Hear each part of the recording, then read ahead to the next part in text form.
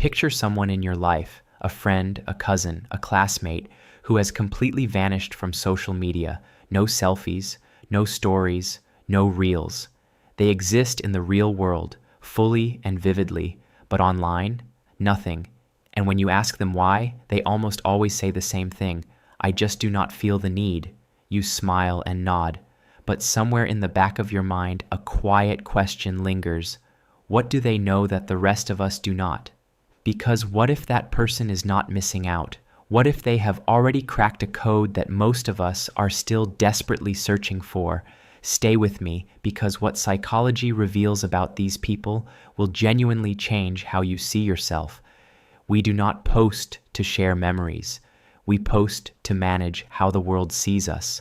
Psychologists call this impression management, the deeply wired human need to shape our own image in the eyes of others. Every photo you carefully crop, every caption you rewrite 3 times, every story you hesitate before posting, it is all part of constructing a version of yourself for an audience. And what do we get in return?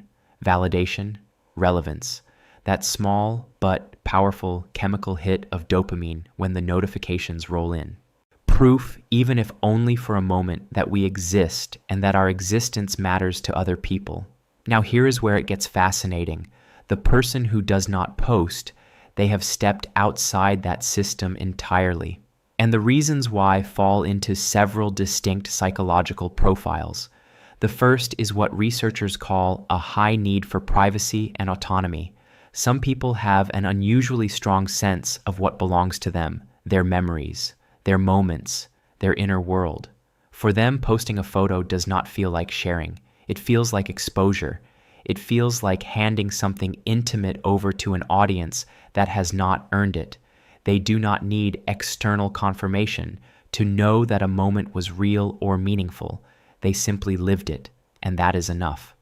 The second profile is rooted in social anxiety and fear of judgment. For many non-posters, it is not that they do not want to share, it is that the vulnerability of being seen publicly feels genuinely threatening. What if nobody responds? What if the post performs badly? What if people judge the photo, the location, the life? The potential for public rejection, even in its mildest digital form, is enough to keep them permanently silent. So they watch, they scroll, they consume, but they never contribute. The third profile is perhaps the most psychologically evolved. These are people who have built a stable, secure sense of identity that does not require an audience to feel real. Research on self-determination theory shows that human beings have 3 core psychological needs: competence, connection, and autonomy.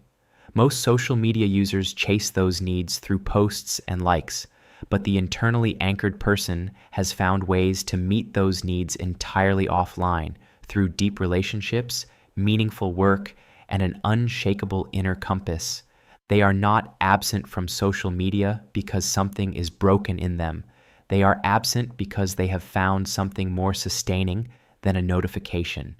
A landmark study from the University of Pennsylvania found that cutting social media use to just 10 minutes a day produced significant reductions in both loneliness and depression.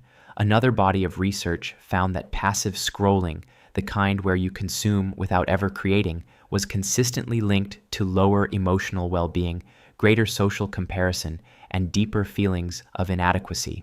People who do not post are also, in most cases, not endlessly consuming either, and that absence of constant comparison quietly protects their mental and emotional health in ways they may not even consciously realize.